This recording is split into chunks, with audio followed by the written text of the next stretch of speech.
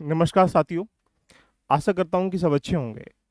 देखिएगा, यूपीपीसीएस हो या आरओआरओ हो, यूपीपीसीएस आयोग के द्वारा, यूपीपीएससी आयोग के द्वारा कैलेंडर रिलीज कर दिया गया है। सामान्यतः इसके बारे में आपको सूचना मिली गई होगी कि जो कैलेंडर है वो यहाँ पर जो एग्ज़ाम है पीसीएस का, वो आपका 27 अक्टूबर को है, और जो आरओआरओ का एग्ज़ाम है वो आपके पास 22 दिसंबर को है। तो यानी दो डेट ये आपके लिए काफ़ी महत्वपूर्ण है। चुनौती ये नहीं कि एग्जाम डेट आ चुकी है, चुनौती ये है कि आपकी स्ट्रेटेजी कैसी होनी चाहिए, आपके पास रिसोर्स कैसे होने चाहिए, आपके पास डायरेक्शन कैसी होनी चाहिए। सफलता पाने के लिए बेसिक, एडवांस या स्ट्रक्चर जानना बहुत जरूरी है कि आरओ में या पीसीएस में प्रश्न पत्र कहाँ से बनता है या पेपर में क्वेश्चन कहाँ से आते हैं। ये स्टैंडर्ड अगर आपको चल जाएगा पता, तो आप उसके अनुकूल तैयारी कर पाएंगे, उसके अनुकूल रिसोर्स इकट्ठा कर पाएंगे। सपोज कर लीजिएगा जैसे आपको छोटा सा नाला पार करना है, तो उसके लिए आप आराम से ऐसे ही भी पार कर सकते हैं चलकर भी। थोड़ी सी नदी पार करनी है तो अब डिपेंड है कि आप उसको नाव लेके आएंगे। कोई समुद्र पार करना है तो क्या करेंगे, जहाज लेके आएंगे। तो जैसे जैसे प्रश्न आते हैं वैसे वैसे रिसोर्स इकट्ठे करने पड़ते हैं। तो यूपीपीसीएस हो या आरओ हो, एक ही आयोग कराता है। तो इसीलिए जरूरी क्या है कि इन प्रश्न पत्रों को जानना। आइएगा चर्चा कर लेते हैं कि यहाँ पर इस बार 2023 में अगर आप पेपर देखेंगे तो बड़ा डायनेमिक था। लगभग 70% क्वेश्चन जो है कथन कारण से थे। लेकिन फिर भी मैं दिखाऊंगा कि ये रिसोर्स कहाँ से इकट्ठा हो रहा है। इससे पहले यदि आपने आरओ की तैयारी करना चाहते हैं हमारे साथ मिलकर, या पीसीएस की तैयारी करना चाहते हैं, तो आपको यहाँ पर आरओ का प्री कम मेंस का कंप्लीट बैच, इसमें प्री की जीएस, मेंस की जीएस, साथ में हिंदी मेंस की, प्री की हिंदी, साथ में आपके पास एसए और ऊपर से आपके पास प्रीलिम्स का टेस्ट भी मिल जाएगा। ये सिर्फ आपको 899 इसकी फीस थी, जिसपे 20% यहाँ पर आज डिस्काउंट दिया गया है कुछ विशेष ऑफर के लिए। और उसके बाद अगर तैयारी कर रहे हैं आप यूपीपीसीएस का प्री कम मेन 2024 के लिए, जिसका एग्जाम 27 अक्टूबर को है, इसके लिए भी आप यहाँ पर 1199 फीस थी, जिसपे 20% डिस्काउंट चल रहा है। यदि आप तैयारी कर रहे हैं दोनों का तो इसके साथ भी जा सकते हैं।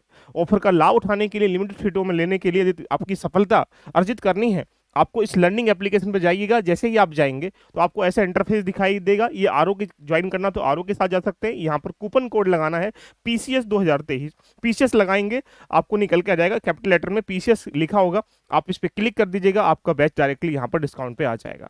इसी तरीके से अगर आप जाते हैं तो आपके सामने पीसीएस प्री कम मेन 2024 के लिए, यदि आप दोनों तैयारी कर रहे हैं तो दोनों के लिए यहाँ पर जा सकते हैं। यदि आपको सिर्फ ऐसे ऐसे पढ़ना है आरओ या पीसीएस के लिए, तो आप यहाँ पर जा सकते हैं, इस पर डिस्काउंट दिया। यदि आपको जीएस पढ़ना है, ओनली 4 पेपर पढ़ना है, इसके साथ भी जा सकते हैं। तो देरी किस बात की है, अपनी सफलता को अर्जित करने के लिए संघर्ष की यात्रा से गुजरना पड़ेगा।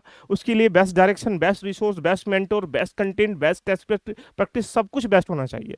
तब आप देखिएगा कि ये बड़ी लंबी कहानी आपकी यहाँ पर एक प्रकार से रेडी हो जाएगी। चलो आज की चर्चा करते हैं। यदि तैयारी कर रहे हैं आप पीसीएस का, तो पीसीएस का बैच भी आप यहाँ पर ले सकते हैं, जो कि ओनली डिस्काउंट पर आपको यहाँ पर मिल रहा है। स्टार्टिंग कर लेते हैं कि हिस्ट्री के उन क्वेश्चनों को जानेंगे प्रूफ के साथ में कि आपके सामने कहाँ है। इससे पहले मैं आपको बता दूं, आपके लिए एक विशेष उपहार फ्री ऑफ कॉस्ट के रूप में मैं स्टार्टिंग कर रहा हूं जहां से प्रश्न आए, जिसका नाम है घटना चक्र। यूपीपीसीएस के एग्जाम में अगर देखेंगे तो लगभग 30-35% जो होते हैं डायरेक्टली पीवाईक्यू से इंटरलिंक होते हैं। लेकिन इंटरलिंक कैसे करते हैं, अगर ये कैपेबिलिटी तुम्हारे अंदर आ जाती है तो आप उसको आराम से किसी भी प्रश्न पत्र का, आरओ का या पीसीएस का, 30-35-40% क्वेश्चन करने में आसानी से आप सक्षम बन जाएंगे। इसके लिए हमने ये सीरीज 10 जून से स्टार्टिंग कर रहे हैं रात को 9 बजे, जो कि इसके साथ भी आपको फ्री ऑफ कॉस्ट के रूप में जुड़ना है। सारी चीजें हम लोग बता देंगे, जो एप्लीकेशन के साथ साथ यहाँ भी मटेरियल आपको यहाँ पर देखने मिल जाएगा। चलिए स्टार्ट कर लेते हैं। देखिएगा, अगर हम यूपीपीसीएस आरओ या आरओ की किसी की बात करें तो 2023 में अगर आप देख पा रहे होंगे तो यहाँ से क्वेश्चन देखने को मिले, यानी हिस्ट्री के लगभग 22 क्वेश्चन थे। 22 में से मान के चलिएगा कि 10 से लेकर 11 क्वेश्चन ऐसे हैं जो डायरेक्टली पीवाईक्यू से इंटरलिंक हुए। तो पीवाईक्यू पढ़ना बहुत जरूरी है। और पीवाईक्यू पढ़ने के लिए सबसे बेस्ट सार कौन सा है, बोलेंगे सर यहाँ से घटना चक्र। तो घटना चक्र एक ऐसा सार है जहां पर आप कंप्लीटली 30 से लेकर 35% तैयारी कर सकते हैं। आप आयोग की रूपरेखा में जाएंगे तो बेसिक तैयारी आपके पास एनसीईआरटी रेडी हो जाए, आपके पास पीवाईक्यू रेडी हो जाए, इसको घटना चक्र के रेडी कर लीजिएगा। ये आपका बेसिक है, आपकी तैयारी 30 से लेकर 35% हो चुकी है। इसके बाद आप एडवांस लेवल पे जाएंगे तो एडवांस को किताब से, नोट से, टीचर से, मेंटोर से, किसी भी स्थिति में आप रेडी करेंगे तो ये आधार है। चलो मैं आप हिस्ट्री के क्वेश्चन दिखाता हूँ। लास्ट सेशन में हमने पॉलिटी के दिखाए थे, ऐसे ही सारी चीजें मैं आपको दिखाने का प्रयास करूंगा जो आपके लिए काफी महत्वपूर्ण बन जाएंगी। बिना देरी किए ये क्वेश्चन आपके सामने दिखाई दे रहा होगा। देखिएगा, आप इस क्वेश्चन को देखो, बड़े आराम से देखिएगा। ये आरओ का क्वेश्चन है और आरओ में आया था, क्या लिखा है, भारत में ब्रिटिश काल में निम्नलिखित में से किस कार्यकाल में पहली बार जनगणना की थी।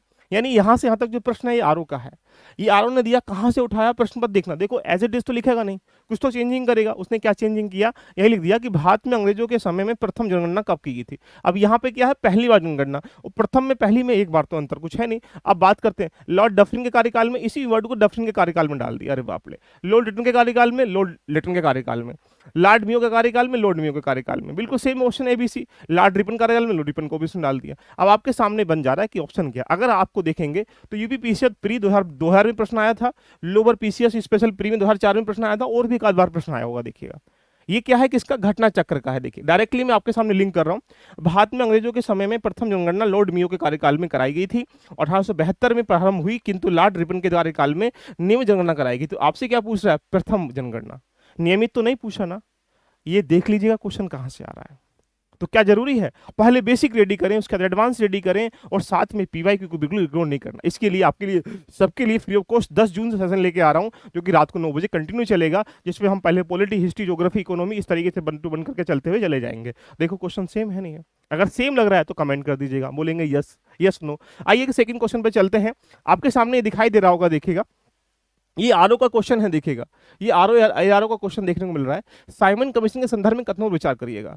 अगर आप इसको कोई देखेंगे, साइमन कमीशन के बहुत सारे प्रश्न यहां पर दे रखे हैं इसी रूप में। पहला पॉइंट को, इसने 2 बार भारत का दौरा करा। इस स्टेटमेंट को अगर हम छोड़ भी देंगे तो यहाँ कई सारे स्टेटमेंट आपके सामने यहाँ पर निकल के आ जाएंगे कि साइमन कमीशन क्या है, कैसे है, क्यों नियुक्ति की, ये सारा प्रावधान इसमें दे रखा है। लेकिन पहली बार ये मार्च 1928 में आया, बाद में आया, उसके बाद दूसरी बार यह अक्टूबर 1928 में भारत आया था। यानी साइमन कमीशन मई 1930 में अपनी रिपोर्ट प्रस्तुत करता है, और यहाँ पर 27 मई 1930 के ब्रिटिश सरकार के द्वारा इसको प्रकाशित की गई थी। यानी ये स्टेटमेंट आपसे क्या पूछा है, साइमन कमीशन भारत किस वर्ष आया। अब इसने किस वर्ष को यहाँ पर इस तरीके से कन्वर्ट कर दिया कि कितनी बार आया। तो यहीं से आपके सामने पूरा डाटा दे रखा है, देख लीजिएगा कि यहाँ पर इसका सदस्य नहीं था, इसलिए भारत ने इसे श्वेत कमीशन में कहकर किया गया, और साइमन कमीशन 3 फरवरी 1928 को बंबई पहुंचा था। देखिएगा यानी क्वेश्चन डायरेक्टली मिलना पॉसिबिलिटी तो नहीं है, लेकिन ये मान के चलो कि अगर हम 3 से 4 क्वेश्चनों को आपस में मिला लें तो डायरेक्टली आरओ में जो क्वेश्चन है पीवाईक्यू के लगभग, ये मान के चलें कि 40-45-50% क्वेश्चन डायरेक्टली पीवाईक्यू से इंटरलिंक है। लेकिन पीवाईक्यू इंटरलिंक करने की कैपेबिलिटी क्या, या तो एक ये है कि पीवाईक्यू पढ़ लिया जाए, रट लिया जाए, नहीं काम नहीं चलेगा, क्वेश्चन से क्वेश्चन को इंटरलिंक करा जाए, तब मजा आएगा। तो ये क्वेश्चन आपको दिखाई दे रहा डायरेक्टली इंटरलिंक है। अच्छा ठीक है, आगे चलते हैं। देखिएगा इस क्वेश्चन को देखते हैं। तो ये रहा आरओ का, देखो लिंक खत्मों पर विचार करिएगा। ये क्या है, फुतू उस सलातिन, ये फिरोज शाह तुगली की है, फुतू ए फिरोज शाही ये अब्दुल मलिक इसामी की है, यानी इसको मैचिंग करना है। तो यहाँ पर आपके सामने सूची है, सूची में कन्वर्ट करना है। अगर आप इस आरओ का पेपर, ये क्वेश्चन किसका है, आरओ का है, इस क्वेश्चन को अगर हम यहाँ पर 2 क्वेश्चनों से इंटरलिंक कर लें तो डायरेक्टली क्वेश्चन यहाँ से बन रहा है। जैसे एग्जाम्पल बेस पे कह सकते हैं कि ये देख लीजिएगा, किसी भी यहाँ पे कोई भी क्वेश्चन देखने का प्रयास करेंगे तो यहाँ क्या तारीख है मुबारक शाही, या ताजुक मासिद जो है, या फतवाए जहांगीरी, इस स्टेटमेंट को छोड़ भी दिया जाए तो यहाँ पर देखने का प्रयास करें तारीख ए मुबारक शाही या तारीख ए फिरोज शाही, तामुर माजिर है तवाब। तो ये जो क्वेश्चन है जियाउद्दीन बर्नी है, देख लीजिएगा, है ना। तो यहां पर क्वेश्चन डायरेक्टली क्या हो रहा है, इंटरलिंक होगा, देख लीजिएगा, फिरोज शाह तुगलक। तो इस क्वेश्चन को इस क्वेश्चन से अगर मिला देंगे, देख लीजिएगा जियाउद्दीन बर्नी डायरेक्टली टिक हो रहा है। अमीर खुसरो लोरी, ये रहा अमीर खुसरो, देखो तो देख रहे हो ना, 2 स्टेटमेंट डायरेक्टली लिंक हो गए। अब 2 स्टेटमेंट लिंक हो गए तो आप ये कह सकते हैं कि अमीर खुसरो की क्या है, खजान उल फतू, तो यहाँ पर क्या है, फतू येरी खजून उल फतू, तो ये किसकी है, देखिएगा ये किसकी बोलेंगे सर, अमीर खुसरो की है। लो जी अमीर खुसरो, यानी चौथे का आंसर क्या, तीसरा, चौथे का आंसर तीसरा कहाँ, ये रहा, टिक करके भाग जाएंगे, ये रहा आंसर, देख लीजिए। इसका मतलब ये स्टेटमेंट डायरेक्टली टिक हो रहे हैं। फतवाए जहांदारी किसकी है, जियाउद्दीन बर्नी की है। तो फतवाए फतवाए एक प्रकार से क्या बोला है इसने, फतवाए जहांदारी, तो फतवाए जहांदारी कहाँ है, फतवाए फिरोज शाही एक ही है। तो यहाँ पर सारे स्टेटमेंट क्या हो रहे हैं, लिंक हो रहे हैं कि यहाँ पर जो तारीख ए फिरोज शाही किसकी है, तारीख ए फिरोज शाही किसकी है, एक प्रकार से अलबर्नी की, देख ये लिखा हुआ है। जियाउद्दीन बर्नी ने पारसी में तारीख ए फिरोज शाही लिखी थी, तो तारीख ए फिरोज शाही किसकी है, ये है। लो जी आंसर आ गया। तो ये स्टेटमेंट आप देखेंगे तो 2 क्वेश्चनों को मिला के आरओ में हिस्ट्री के क्वेश्चन बनाया गया। आइएगा और करते हैं, देखिएगा ये क्या है साहब, सिख साम्राज्य का अंतिम शासक कौन था? इतना सा क्वेश्चन, ये क्वेश्चन कौन सा पूछा, ये वाला पूछा गया आरओ में, देखिएगा। अब ये आरओ में पूछा गया है, जैसे मैंने सिख साम्राज्य को निकाला, तो ये क्वेश्चन नंबर 11 आप जाके देखेंगे तो क्या लिखा होगा, पंजाब के सिख साम्राज्य के अंतिम शासक दलीप सिंह थे। 1849 में द्वितीय आंग्ल सिख युद्ध के समाप्ति पर अंग्रेजों द्वारा पंजाब पर विलय कर लिया गया था और दलीप सिंह को पेंशन देकर ब्रिटेन भेज दिया गया था। ये इसकी व्याख्या है, ये क्वेश्चन है। अब देखो यही से क्वेश्चन क्या बोल रहा है, कथन में सही है। देखो 29 मार्च 1849 को गवर्नर जनरल की ओर से घोषणा की पंजाब राज्य के द्वारा समाप्त हो गया। भाई सिंपल सी बात, जब विलय हो गया तो समाप्त हो जाएगा, सही स्टेटमेंट है। इंटरलिंक देखो कैसे किया इसने व्याख्या से। आगे, महाराजा दलीप सिंह के समय प्रदेश भारतीय साम्राज्य का हिस्सा बन गए थे। भाई जब विलय हो गया तो हिस्सा तो वैसे ऑटोमेटिकली बन जाएंगे, जरूरत नहीं पड़ रही। आगे, दलीप सिंह 2500 यानी 50,000 के आसपास पेंशन दी गई थी, ये स्टेटमेंट आपका रॉन्ग है। तो आपसे क्या पूछा है, सत्य कौन सा है? देखिए तो क्वेश्चन कैसे लिंक किया, इस क्वेश्चन को यहां से अब अंतिम शासक के रूप में पूछ रहा है, तो यहां पर कह सकते हैं कि अंतिम तो यही होंगे भाई, दलीप सिंह। इंटरलिंक देखो कैसे किया ऐसे क्वेश्चनों को। अब जैसे ये दो क्वेश्चन देखिएगा बहुत मजे के साथ, ये किसका है, बोलेंगे सर ये आरओ का है। और मैंने कहां से उठाया, ये सीक्वेंस से उठाया। देखो क्या है, फर्गुसियर है, जहांदार शाह है, बहादुर शाह है, मोहम्मद शाह है। अब ये सीक्वेंस लगाना है कि इस मुगल शासन के, तो मुगल साल में जब आप जाओगे, ये क्वेश्चन बहुत बार पूछा गया है। यूपीपीएससी 2018 में पूछा गया, देख लो, फिर उसका रिपीट कर दिया। अब देखो मोहम्मद शाह है, मोहम्मद शाह है, देख लीजिएगा। उसके बाद क्या, जहांदा पा है, जहांदा शाह पा है। यानी आप एक पॉइंट को क्लियर समझने का प्रयास करें कि दोनों कंसेप्ट यहां से रेडी हो रहे हैं कि इनको आगे पीछे। अगर हम इसकी व्याख्या को देखेंगे तो क्या है, देखिएगा, औरंगजेब की मृत्यु के बाद 63 वर्षीय पुत्र मुज्जम, जिसको शाही आलम के नाम से हम यहाँ पर जान सकते हैं, जिसको बहादुर शाह प्रथम के नाम से सत्ता संभाली। किस नाम से, बहादुर शाह प्रथम, देखिएगा। तो बहादुर शाह ये देख लीजिएगा। आगे चलते हैं तो खाने इसको चलो छोड़ो दो। जहांदा फा कब आया, 1712 से 1713 के बीच में, तो ये पहले आया। तो पहले कौन आएगा, बोलेंगे सर यहां से बहादुर शाह आएगा। उसके बाद कौन आएगा, बोलेंगे जहांदा, तो ये बाद में आएगा। तो थर्ड पहले आएगा, सेकंड बाद में आएगा। थर्ड पहले कहां पर है, थर्ड बाद में यहां पर है, सेकंड बाद में काट दीजिएगा। थर्ड पहले यहां पर है, चलेगा, थर्ड यहां बाद में काट दीजिएगा। तो यानी ये स्टेटमेंट ऑटोमेटिकली रॉन्ग हो गए भाई। अब आप सोचिएगा, उसके बाद ये व्याख्या कर देखेंगे इसकी, तो यहाँ पर लिखा अमीर जुल्फिकार के द्वारा गद्दार, यह युद्ध में अपने भतीजे फर्रुखसियर के द्वारा पारित किया गया था। आप सोचो, इमेजिन करिएगा। तो अब इसके बाद कौन आएगा, फर्रुखसियर आएगा। तो फर्रुखसियर ने कब संभाली, 1713 में। तो यानी 1707 से लेकर 1712 के बीच में ये है, 12 से 13 के बीच में कहानी है। उसके 1717 के बीच में फर्रुखसियर ने एक फरमान जारी किया, जिसमें अंग्रेजों को 3 वार्षिक शासन के रूप में ये निकल के आ रहा है। तो ऐसी क्या, देखो यहाँ पर मयूर सिंहासन बैठने वाला मोहम्मद शाह। तो यानी इस व्याख्या से डायरेक्टली ये क्वेश्चन लिंक हो गया साहब। तो हिस्ट्री हो, इकोनॉमी हो, पॉलिटी हो, 40, 50, 60% तक क्वेश्चन जो है डायरेक्टली पीवाईक्यू से इंटरलिंक किए गए हैं। तो छोड़ना नहीं है उसको। आप बेसिक भी पढ़िए, रिवीजन भी करिएगा और उनको 1 to 1 करके प्रयास करिए। चलो इसको बात कर, देखो ये आपके सामने समझने का प्रयास करिए। क्या लिखा है, एक कथन को, अक्टूबर 1940 में गांधी जी ने कुछ लोगों के द्वारा सीमित सत्याग्रह का आह्वान किया गया। क्यों किया गया, यह सत्याग्रह इसलिए सीमित रखा गया क्योंकि ब्रिटेन के युद्ध प्रयासों को ठेस पहुंचे। यानी ब्रिटेन का जो युद्ध हो रहा है, ब्रिटेन में सेकंड वर्ल्ड वॉर जो हो रहा है, उसके प्रयासों को ठेस पहुंचे। आओ इसको लिंक करते हैं। ये क्वेश्चन किसका है, बोलेंगे सर ये आरओ में आया, देखिएगा। ये कब का है, तो बोलेंगे सर ये यूपीपीएससी 95 में, 2002 में, 2006 में और भी एक 2 बार आया होगा।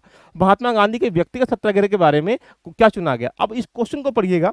अगस्त प्रस्ताव को पूरी तरह स्वीकार करते हुए कांग्रेस के गांधी जी के द्वारा व्यक्तिगत सत्याग्रह शुरू किया। इस लाइन को अगर देखेंगे तो गांधी जी ने व्यक्तिगत सत्याग्रह क्यों स्टार्टिंग किया गया, जब उनको अगस्त प्रस्ताव को पूरी तरह से अस्वीकार कर दिया गया। तो अगस्त अस्वीकार करने की वजह से कांग्रेस ने गांधी के नेतृत्व में व्यक्तिगत सत्याग्रह चलाया। क्यों चलाया, युद्ध के कारण नहीं, अगस्त प्रस्ताव को अस्वीकार करने के कारण। तो यहीं से हम कह सकते हैं कि यहां पर ये लिखा सत्याग्रह इसलिए सीमित रखा गया ताकि ब्रिटेन के युद्ध प्रयास ठेस पहुंचे। भाई ये स्टेटमेंट तो वैसे ही कारण रॉन्ग हो गया, क्योंकि यहां लिखा हुआ है, क्या मतलब है, अगस्त प्रस्ताव। तो यानी कारण अगर गलत है तो कारण गलत कहां पर है, आप बोलेंगे आर, यहां पर कहां कारण गलत है, बोलेंगे यहां पर आर सत्य है, तो यानी आर असत्य है, तो यानी आंसर क्या निकल के जाएगा, बी, क्योंकि आर क्या है, इसमें कारण गलत है।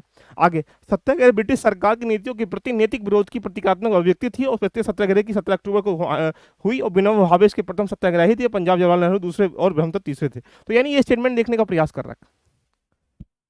तो यानी ये स्टेटमेंट अगर डायरेक्टली देखेंगे तो आपके दिमाग में इस क्वेश्चन से डायरेक्टली लिंक हो रहा है।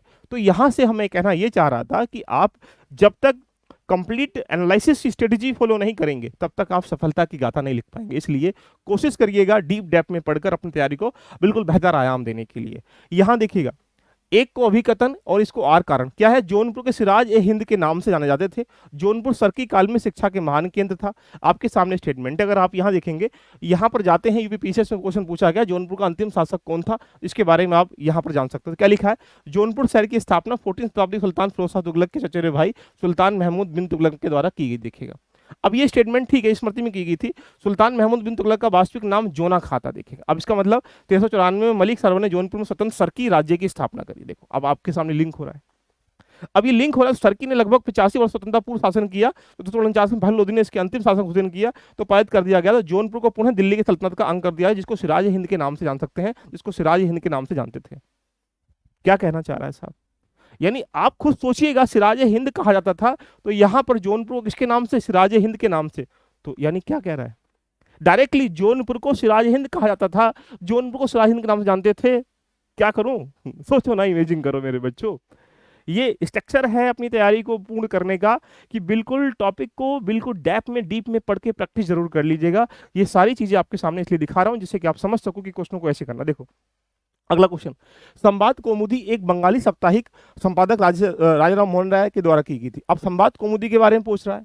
जैसे आप स्टेटमेंट अगर देखेंगे तो ये लिखा है, जो आर्ट एंड कल्चर का उसका पार्ट है साहित्य का, वहां मिल जाएगा। देखो क्या है, संवाद कौमुदी किसने लिखी? राजाराम मोहन राय ने। अब क्या लिखा है? तहजीब उल अखाद सैयद अहमद खान ने लिखी थी उसकी जगह। तो यहाँ स्टेटमेंट अगर आप देखते हैं तो डायरेक्टली क्वेश्चन तो पहला ठीक आ रहा है। दूसरे स्टेटमेंट में अगर जाते हैं तो क्या बोल रहा है? विधवा जलाने की प्रथा की निंदा करते हुए लेख लिखा था। अब देखो, इसी स्टेटमेंट को देखने का प्रयास करिएगा, ये लिखा है डायरेक्टली क्वेश्चन देखना। समकालीन प्रगतिशील समाज पत्रों ने इसका समर्थन किया और विलियम बेंटिक ने कानून बनाकर सती प्रथा को पूरी तरह प्रतिबंध कर दिया गया। दिसंबर में इसको 1892 के नियम से 17 के नियम से विधवाओं को जलाने का अवैध घोषित कर दिया गया था। आरंभ में यह कानून केवल बंगाल प्रेसिडेंट में लागू किया गया था, बाद में यहाँ पर इसको बंबई मद्रास में भी लागू कर दिया गया था। क्वेश्चन तो देख लो भाई साहब। समाचार पत्र क्या था? समकालीन प्रगतिशील समाचार पत्रों ने, तो जो भी समाचार पत्र यहाँ पर चल रहे थे उस समय के समाचार पत्रों में यहाँ पर क्या किया? प्रबुद्ध सुधारकों ने विलियम बेंटिक इस प्रथा को अवैध घोषित करने की प्रेरणा दी थी। देखिएगा, किसने? राजा मोहन राय जैसे प्रबुद्ध भारतीयों ने। एक एक क्वेश्चन दिखा रहा हूं आपको कि किस तरीके से ये लिंक होगा। देखो ये क्वेश्चन देखिएगा, डायरेक्टली क्वेश्चन, दक्षिण अफ्रीका के संघर्ष ने गांधी जी को राष्ट्रीय आंदोलन के लिए नेतृत्व को तैयार करा। देखो ज्यादा इंटरलिंक तो नहीं है, लेकिन क्वेश्चन क्या बोल रहा है? महात्मा गांधी ने अपने दक्षिण अफ्रीका का प्रवास के दौरान जॉन रसिन एक प्रकार से पुस्तक जिसका नाम था अनटू दिस लास्ट पढ़ी थी। गांधी ने अपने आत्मकथा में लिखा है कि इस पुस्तक ने उनके जीवन में परिवर्तन किया गया, और समीक्षा में गांधी ने इन बातों को नोट किया, जिससे उनका जीवन का क्या हुआ? कल्याण करने के लिए एक निहित शामिल कर दिया गया। इसके लिए क्या है कि वहां एक आंदोलन करने के लिए कैसे विश्वास किया जाए, कैसे जुझारू पर मनाया जाए, इनके स्टेटमेंट को अगर आपस में पढ़ेंगे तो कहानी यहाँ से बनती निकल जाएगी। देखिएगा, तो ये कुछ स्टेटमेंट हैं जिनको आपको फॉलो करना है। अगर आप देखेंगे तो ये सारे स्टेटमेंट यहाँ से बनते चले जाएंगे।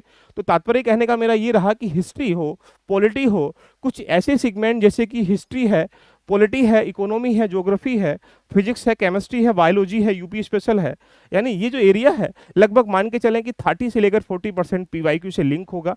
पीवाईक्यू में सबसे बढ़िया रिसोर्स पढ़ने का क्या है? घटना चक्र है। तो घटना चक्र के लिए आपके लिए सबके लिए फ्री ऑफ कॉस्ट मंडे से बिल्कुल इसी कैपेबिलिटी के साथ जैसे मैं बता रहा हूँ, दिखा रहा हूँ, हम लोग पॉलिटी घटना चक्र स्टार्टिंग कर रहे हैं शाम को 9 बजे।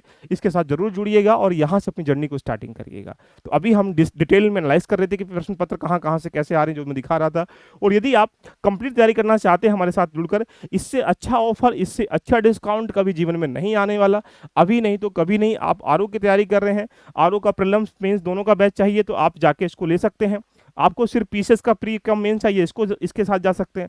दोनों चाहिए इसके साथ जा सकते हैं। आपको ओनली एसओ चाहिए तो इसके साथ जा सकते हैं। आपको एनसीईआरटी चाहिए तो यहाँ पर जा सकते हैं। यहाँ आपको इथिक्स चाहिए, इसके साथ जा सकते हैं। यदि आपको यूपी पीसीएस प्रीलिम्स चाहिए तो आपके साथ में ये बैच है यूपी पीसीएस प्रीलिम्स का, इसके साथ आप जा सकते हैं। तो देरी किस बात की है साहब? अपनी जर्नी को रेडी करने के लिए वक्त नहीं है, कैलेंडर आ चुका है जहां पर तारीख आपके सामने है। इसको रेडी करने के लिए अपनी जर्नी को स्टार्ट करें और नोट डाउन कर ले अपने जहन में कि जो यहाँ पर सारी तारीख जो है 27 अक्टूबर है और ये 22 दिसंबर है। ये दो डेट पीसीएस के लिए ये है और आरओ के लिए ये वाली डेट है। इनको अपने आधार पर मैनेजमेंट करिएगा। इसकी स्ट्रेटेजी लेकर आज शाम को मैं आ रहा हूँ जहां पर आप पूरी चर्चा हम डिस्कशन डिबेट करेंगे। कैसे लगे प्रश्नों के प्रूफ सहित आंसर एक बार कमेंट कर दीजिएगा। बाकी चर्चा नेक्स्ट सेशन में करते हैं। All the best, love you, love you, bye bye, take care. दिए गए नंबरों पर आप मैसेज कॉल भी कर सकते हैं किसी इन्फॉर्मेशन के लिए।